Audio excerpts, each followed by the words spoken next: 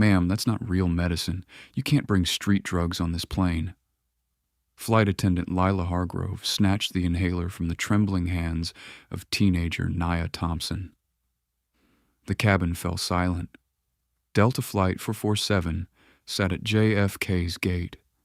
Passengers were already buckled in for the cross-country journey to Los Angeles. Nia's dark eyes filled with tears as she clutched her chest, her breathing becoming shallow and rapid. "Please," Nia whispered, her voice barely audible over the aircraft's humming engines. "I can't breathe without it." Lila held the inhaler up like evidence in a courtroom. "Next, you'll tell me this candy is chemotherapy." Her voice carried across the first-class section, where passengers shifted uncomfortably in their leather seats. Some pulled out phones. Nia's medical ID bracelet caught the overhead light as she reached desperately toward her confiscated medication. Have you ever watched someone's life hang in the balance while others stood by filming instead of helping? Lila Hargrove had worked for Delta Airlines for years. She prided herself on maintaining order, following protocol, keeping passengers safe. But as she stared at the teenager in seat 23F, something else entirely drove her actions. Nia Thompson didn't fit Lila's image of a typical first-class passenger. Her natural hair was pulled back in a simple ponytail. Her clothes came from thrift stores, not designer boutiques. When Nia had initially tried to sit in seat 2A, Lila had immediately assumed she was in the wrong place. "Where did you even get this?" Lila waved the inhaler again. "Your dealer." The accusation hung in the recycled air. Nia's breathing grew more labored with each passing second. She pointed to her medical ID bracelet with shaking fingers. "That's fake jewelry," Lila dismissed, not even glancing at the engraved medical information. "I've seen it all before." In row 15, passenger Sofia Ramirez was going live on Instagram. "At Travelina here, and y'all need to see this discrimination happening right now on Delta Flight 447. Her phone captured every word, every gesture, every moment of Nia's humiliation. Nia tried to explain through increasingly difficult breaths. "I'm Nia Thompson. I'm 17. I have severe asthma. I'm traveling alone to my grandmother's funeral in Los Angeles." "Save the sob story," Lila snapped. Departure was approaching. The gate agents were preparing to close the aircraft door. Nia's phone buzzed insistently in her lap. The caller ID read "Dad," but she was too focused on trying to breathe to answer. Her carry-on bag sat in the overhead compartment, containing her MIT early admission letter and expensive electronics that didn't match Lila's assumptions about her background. "Either this medicine goes in the trash," Lila announced loudly enough for nearby passengers to hear, "or you get off my plane." The ultimatum sent murmurs through the cabin. A few passengers in coach craned their necks to see what was happening. The first-class section had gone completely quiet except for the soft sound of phones recording. Nia's chest rose and fell rapidly. Sweat beaded on her forehead despite the cool cabin temperature. The signs of an impending asthma attack were unmistakable to anyone with medical training. But Lila saw only what she expected to see. "You have no idea who you're messing with," Nia whispered, the words barely escaping her constricted airways. Lila laughed coldly. "Right, I'm sure your people will be calling their lawyers." The racist undertone wasn't lost on anyone listening. Sophia's live stream had already gained viewers in the first few moments. Comments were pouring in, most expressing outrage at what they were witnessing. Nia's boarding pass lay crumpled in her lap.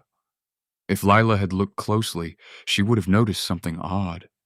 The pass showed seat 2A in first class, but Nia sat in 23F in coach. How had she ended up in the wrong section? The captain's voice crackled over the intercom. "Flight attendants, prepare for departure. We're number 3 for pushback." Time was running out. Nia's condition was deteriorating rapidly. Her wheezing had become audible to passengers 3 rows away. The elderly gentleman in 20C, who had identified himself as a retired doctor during boarding, started to rise from his seat. "Stay seated, sir," Lila commanded. "This is a crew matter." But Nia's phone kept buzzing. The missed calls were piling up, all from the same contact. Her father was trying to reach her, but she was too focused on the burning sensation in her chest to notice. Lila held the inhaler higher, as if making a point to the entire cabin. "I don't know what kind of operation you think you're running, but this is a respectable airline." Nia's response was cut short by a coughing fit that left her gasping. Her lips were beginning to show the faintest blue tinge that medical professionals recognize as a warning sign. The aircraft door remained open, but Lila's ultimatum hung in the air. The other flight attendants watched nervously from their positions, clearly uncomfortable, but unwilling to challenge their senior colleague's authority. Sophia's live stream had hit thousands of viewers. #Delta discrimination was beginning to trend. Major news outlets were starting to pick up the story, but Lila remained oblivious to the storm building around her actions. Nia fumbled for her phone as another wave of breathing difficulty hit her. Her father's number appeared on the screen again. This time she knew she had to answer. The call went to voicemail again. Nia's phone slipped from her trembling fingers as another coughing fit seized her small frame. Lila watched with growing irritation, not recognizing the medical emergency unfolding before her eyes. "Drama queen," Lila muttered loud enough for the first-class passengers to hear. Several shifted uncomfortably, their phones now openly recording the confrontation. Carla Mendoza, the flight supervisor, boarded the aircraft at gate level. Her radio crackled with urgent communications she couldn't quite make out over the cabin noise. Something about priority passenger and corporate notification, but the words were fragmented. "What's the situation?" Carla asked Lila quietly, hoping to contain whatever was escalating. "Passenger in 23F trying to bring narcotics aboard," Lila explained with practiced authority. "Claims it's an inhaler, but look at her. Classic drug user behavior." Carla glanced at Nia, who was now leaning forward in her seat, struggling to draw breath. The teenager's condition was visibly worsening, but Lila's confidence seemed unshakable. "Did you check her medical documentation?" Carla asked. "Fake bracelet, sob story about asthma," Lila dismissed. "I've been doing this for years. I know a con when I see one." Meanwhile, Sophia's live stream had exploded. Tens of thousands of viewers were now watching in real time. Comments flooded the screen faster than anyone could read them. "Let Nia breathe" was gaining momentum across multiple platforms. Dr. Elias Navarro, the retired physician in 20C, couldn't remain silent any longer.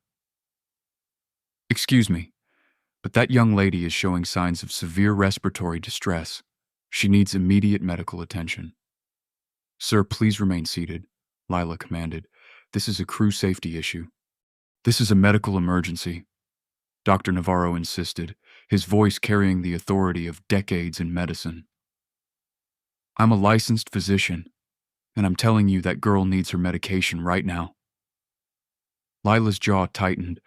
The situation was spiraling beyond her control, but backing down now would mean admitting she'd been wrong.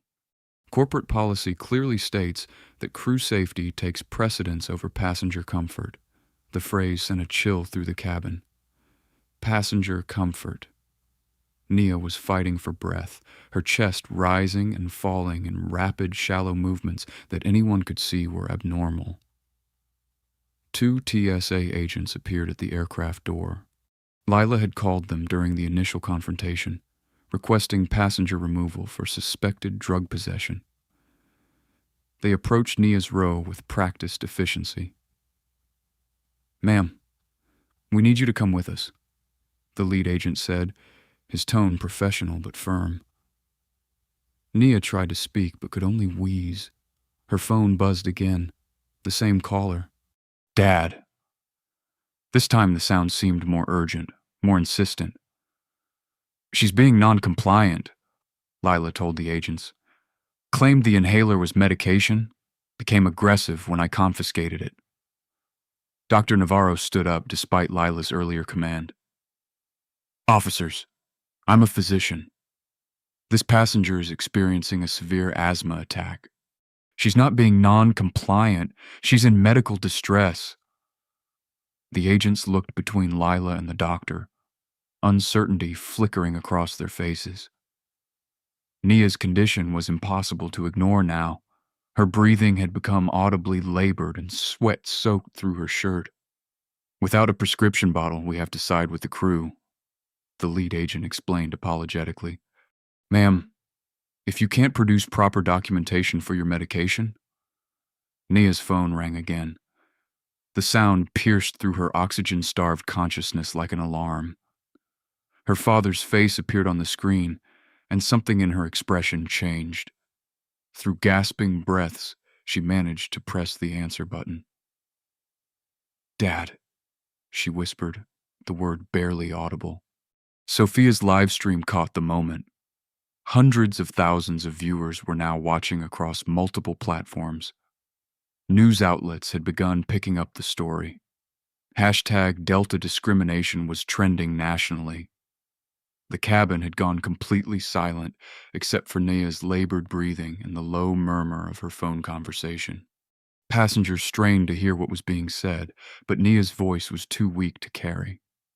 Lila tapped her foot impatiently. The flight was behind schedule. Ground crew were becoming agitated. The aircraft needed to push back from the gate to maintain the day's flight schedule. We don't have all day, Lila announced to the cabin. Either she produces proper documentation, or she leaves the aircraft. Carla Mendoza shifted nervously. Something about this situation felt wrong, but Lila was the senior flight attendant. Corporate hierarchy demanded she support her colleagues' decisions even when doubts crept in. Nia's phone conversation continued in hushed, desperate tones. The passengers around her could make out fragments. They won't let me. And please help. And what sounded like Flight 447. Dr. Navarro tried once more. I can verify this is a legitimate medical device. I've seen thousands of inhalers in my career. This is clearly... Sir, you are not authorized to make that determination on this aircraft. Lila cut him off. Only properly documented medications are permitted. The TSA agent stood awkwardly in the aisle. Nia's condition was deteriorating before their eyes, but protocol demanded they follow the crew's lead.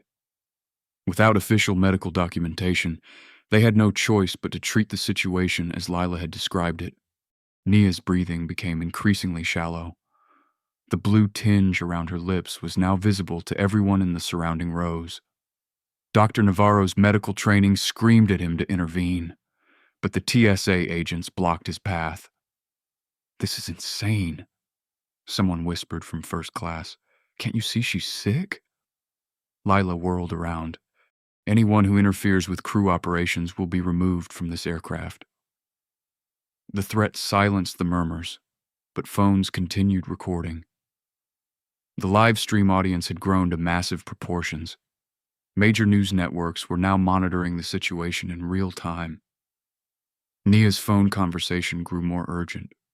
Though her words were barely audible, the tone conveyed desperation mixed with something else. Hope, perhaps? Or was it something more powerful? The aircraft door remained open, but time was running out. Lila's ultimatum hung in the air like a sword. Nia had to choose. Leave the aircraft without her life-saving medication, or somehow convince everyone she wasn't the drug-seeking teenager Lila believed her to be. Her phone buzzed with one final incoming call. The same caller. Dad. This time, Nia's trembling finger moved decisively toward the answer button. Whatever was about to happen, this phone call would change everything. Nia's finger trembled as she accepted the call. The cabin noise seemed to fade as she brought the phone to her ear, her breathing still labored, but her eyes suddenly focused with new determination. "Dad," she gasped, her voice barely a whisper, but somehow carrying in the silent aircraft. "They won't let me use my inhaler."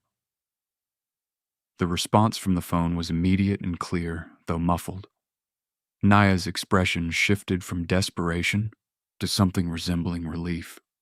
She looked up at Lila, then at the TSA agents, then back at her phone. "He wants to talk to you," Nia said, extending her phone toward Lila. "On speaker?" Lila rolled her eyes dramatically. "I'm not talking to your... Put me on speaker, Nia." The voice from the phone was calm, authoritative, and carried the unmistakable tone of someone accustomed to being obeyed. Even through the tiny speaker, it commanded attention. Nia's shaking finger found the speaker button. The voice filled the cabin, clear and professional. "This is Captain Darius Thompson, Delta Airlines employee number 7439, Chief of Flight Operations. To whom am I speaking?" The color drained from Lila's face as if she'd seen a ghost. The name meant nothing to most passengers, but every Delta employee knew exactly who Captain Darius Thompson was. He oversaw more than 4,000 pilots and reported directly to the CEO. "Sir, this is Lila Hargrove, flight attendant, employee ID 47291. She stammered, her earlier confidence evaporating. "There seems to be some misunderstanding." "Lila Hargrove," Captain Thompson's voice carried clearly through the cabin. "You're currently denying my daughter access to her prescribed asthma medication. Is that correct?" The word daughter hit the cabin like a physical force. Passengers looked between Nia and the phone with growing understanding. Lila's mouth opened and closed soundlessly like a fish gasping for air. Nia managed a small smile through her breathing difficulties, the first smile she'd shown since boarding the aircraft. "Sir, I was following standard protocol for unverified medications," Lila tried to explain, but her voice lacked conviction. "Lila, there is no protocol for denying life-saving medication to minors," Captain Thompson replied, his tone remaining dangerously calm. "You are currently violating federal regulations under the Americans with Disabilities Act, Delta's medical accommodation policies, and basic human decency." The TSA agents exchanged glances. The situation had just become exponentially more complicated. They were no longer dealing with a suspected drug possession case. They were witnessing potential corporate negligence in real time. Carla Mendoza stepped forward, her face pale. She recognized the gravity of what was unfolding. Captain Thompson wasn't just any pilot. He was one of the most powerful figures in the airline industry. "Captain Thompson, sir. This is Carla Mendoza, flight supervisor. We can resolve this immediately. The medication will be returned to your daughter right away." "Too late for immediate resolution, Carla," Captain Thompson replied. "This incident has been broadcast live to hundreds of thousands of viewers. The damage is done." Sophia's live stream had indeed exploded beyond anyone's expectations. Hundreds of thousands of viewers were now watching across multiple platforms. #Justice for Nia was trending worldwide. Lila's hands shook as she still held Nia's inhaler. The small plastic device that had seemed so insignificant now felt heavy. She looked around the cabin, seeing for the first time the phones recording her every move, the disgusted faces of passengers, the growing realization of her catastrophic mistake. "Nia, are you okay?" Captain Thompson's voice softened when addressing his daughter. "I need my inhaler, Dad," Nia wheezed, her breathing still severely compromised. "Lila Hargrove." Captain Thompson's voice returned to its professional tone. "Return my daughter's medication immediately, then remain exactly where you are. I'll be there shortly." Confusion rippled through the cabin. Passengers looked at each other with questioning expressions. How could Nia's father be there shortly if he was calling from elsewhere? Lila numbly handed the inhaler back to Nia, who immediately used it. The relief was visible as her breathing began to improve, though the attack had taken a significant toll. Sir? Lila tried one more time. How can you be here shortly? Are you calling from Atlanta?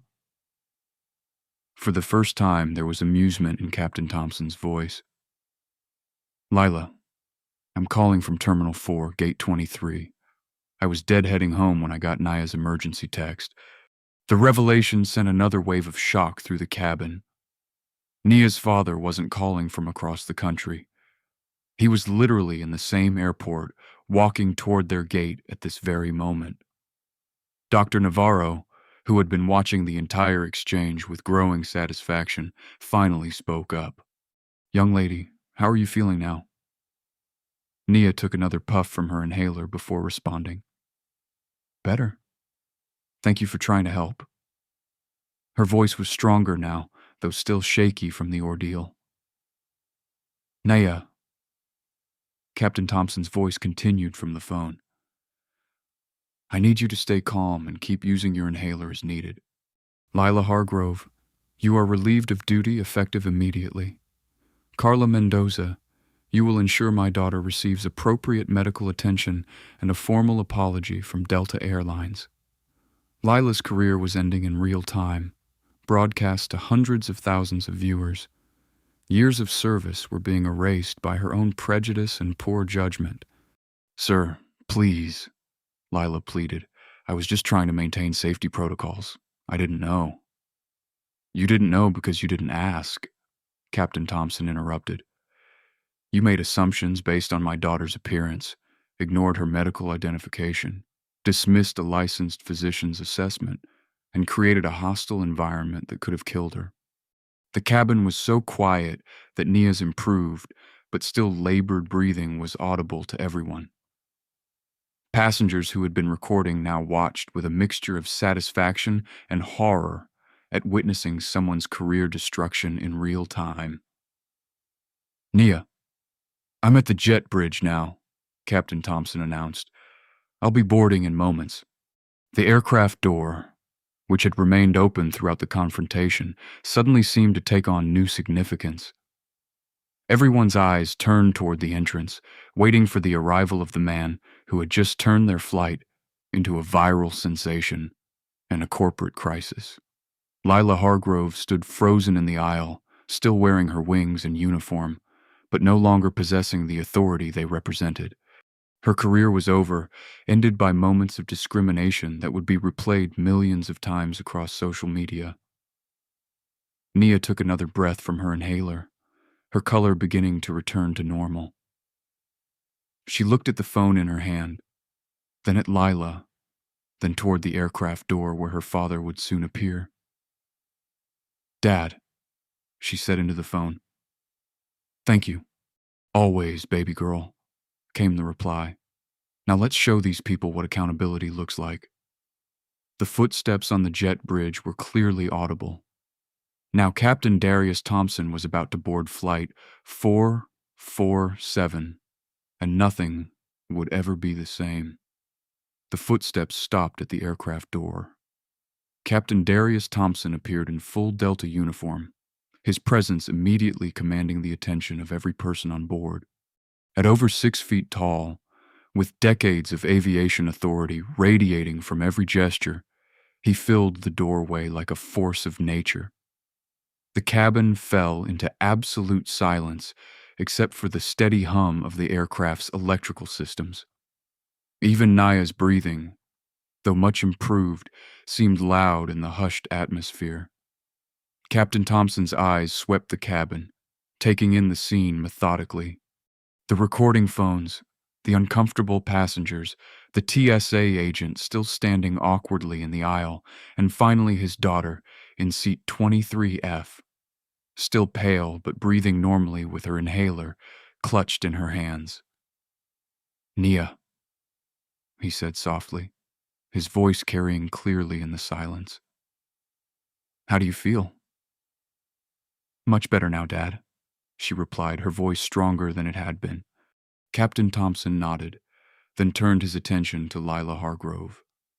She stood frozen in the aisle, her face ashen, her years of service about to be scrutinized by one of the most powerful men in commercial aviation.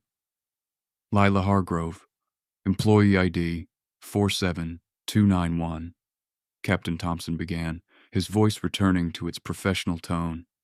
Do you understand the magnitude of what you've done? Lila's mouth moved soundlessly for a moment before she found her voice. Sir? I was following protocols for passenger safety. Stop! Captain Thompson's command cut through her excuse like a blade. Let me explain what you've actually done using facts rather than justifications. He pulled out his phone, not to make a call, but to reference data he'd pulled up during his walk to the gate. Delta Airlines' annual revenue is $58.9 billion. The average settlement for discrimination lawsuits in the airline industry is $2.3 million. Your annual salary is $63,000. The numbers landed with mathematical precision. You have potentially cost this company more than your lifetime earnings in moments. The passengers listened with rapt attention. Many were still recording, knowing they were witnessing something unprecedented in commercial aviation. But the financial exposure is secondary, Captain Thompson continued. You violated Section 504 of the Rehabilitation Act, the Americans with Disabilities Act, and Delta's own medical accommodation policies. You created a hostile environment for a minor passenger based on racial profiling, ignored medical documentation, and dismissed the professional opinion of a licensed physician. Dr. Navarro nodded approvingly from his seat. Everything Captain Thompson said was legally accurate and devastating. Sir, Carla Mendoza interjected nervously, we can resolve this situation with appropriate apologies and accommodations. Captain Thompson turned his attention to the flight supervisor. Carla, this incident has been broadcast live to over 1 million viewers. It's trending on every major social platform. CNN, Fox News, and NBC have already picked up the story. There's no containing this situation. As if summoned by his words, his phone buzzed with an incoming call. The display showed CEO Harlan Voss. Captain Thompson declined the call and continued addressing the cabin. Lila, you have created what we call in corporate terms a career-limiting event, he said, his tone remaining eerily calm. You have 2 choices, and you have moments to decide. The ultimatum hung in the air like smoke.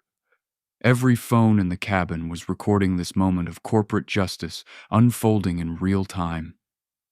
Choice 1. Immediate resignation with a neutral reference. You leave this aircraft right now, turn in your wings and badge, and never work for Delta Airlines again. But you might find employment with another carrier eventually. Lila's breathing had become almost as labored as Nia's had been earlier, but for entirely different reasons. Choice 2, termination for cause, permanent blacklist from all major airlines, personal liability for any discrimination lawsuit damages, federal civil rights violation on your employment record. Captain Thompson paused. And criminal charges for endangering the welfare of a minor. The criminal charges possibility sent murmurs through the cabin. Passengers had been entertained by the corporate drama, but the mention of criminal liability raised the stakes considerably. You now have moments to decide, Captain Thompson announced, checking his watch with military precision. Lila looked around the cabin desperately, as if seeking support from somewhere. The passengers stared back with expressions ranging from disgust to pity. The TSA agents maintained professional neutrality, but their body language suggested they wanted to distance themselves from the entire situation. Hi, Lila began, her voice cracking. Time's up, Captain Thompson announced. What's your decision, Lila? I resign, Lila whispered the words barely audible. Louder, please, for the record, and for the passengers who witnessed your behavior. I resign from Delta Airlines, Effective immediately, Lila said, her voice carrying through the cabin. Captain Thompson nodded curtly. Badge and wings. With trembling hands, Lila unpinned her flight attendant wings and removed her employee badge. She handed them to Captain Thompson, who pocketed them without ceremony. Security will escort you off this aircraft, he announced. You are no longer authorized to be aboard any Delta Airlines property. The TSA agents, who had initially been called to remove Nia, now found themselves escorting Lila Hargrove toward the aircraft door. The irony wasn't lost on anyone present. As Lila reached the door, Captain Thompson called out one final instruction. Lila, before you leave Delta property, you will issue a public apology to my daughter. Not for your career, not for your job, but because a 17-year-old girl deserved basic human dignity and medical care. Lila turned back, her face streaked with tears. Nia, I'm sorry. I was wrong about everything. I hope you can forgive me. Nia looked at her father, then back at Lila. I forgive you, she said quietly. But I hope you learn from this. Lila nodded and disappeared through the aircraft door. Her career ended by moments of prejudice and poor judgment. Captain Thompson's phone buzzed again. CEO Harlan Voss calling for the third time. This time, Captain Thompson answered. Harlan, I'm handling the situation, he said, his voice carrying through the cabin. Full corporate backing is requested and expected. The conversation was brief and clearly supportive. When Captain Thompson hung up, he addressed the entire cabin. Ladies and gentlemen, Delta Airlines formally apologizes for the treatment my daughter received today. This incident represents a failure of our training, our policies, and our values. It will not happen again. The spontaneous applause that erupted surprised everyone, including Captain Thompson. Passengers were applauding not just the apology, but the demonstration of swift, decisive accountability they had just witnessed. Nia, Captain Thompson said, turning to his daughter, your seat assignment was actually 2A in first class. Let's get you moved to where you belong.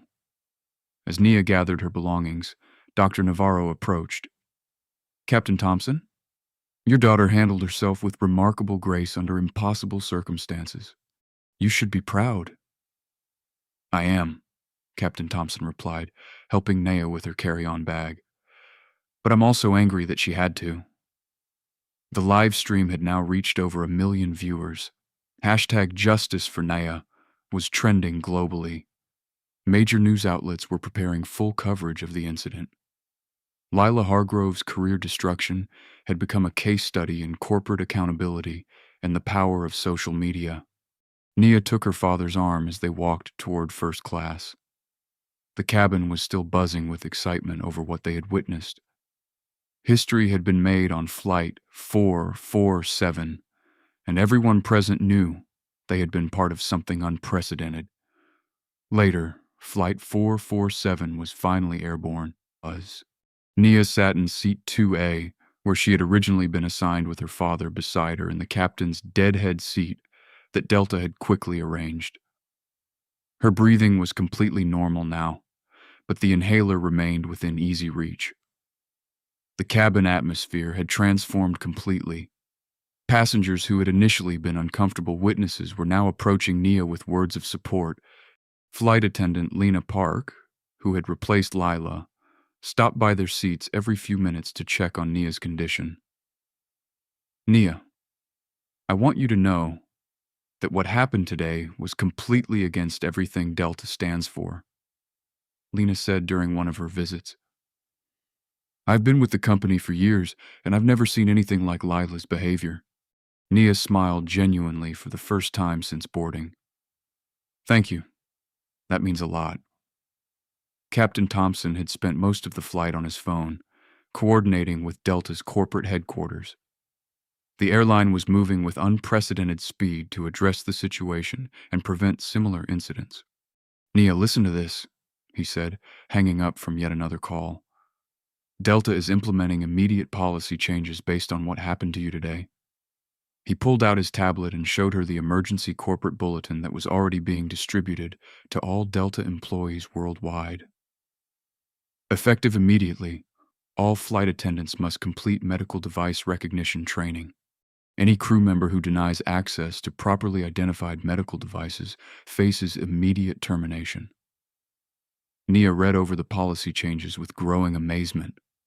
Her ordeal was already creating systemic change throughout the airline industry. There's more, Captain Thompson continued. Delta is launching a medical alert app integration with passenger profiles. When passengers check in, they can register their medical devices and conditions. The information will be immediately available to all crew members. The technology solution addressed exactly the kind of ignorance and assumptions that had led to Nia's humiliation. No future passenger would have to endure what she had experienced. "Dad, this is incredible," Nia said, scrolling through the policy updates. "But what about other airlines?" "Already happening," Captain Thompson replied with satisfaction.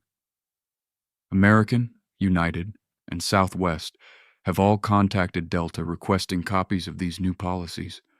Your moments of hell are going to protect thousands of passengers. Dr. Navarro, who had been following the developments from his seat, approached during the meal service. "Nia, I want you to know that I've contacted the American Medical Association about what happened today. We're developing standardized medical identification protocols for all commercial aviation.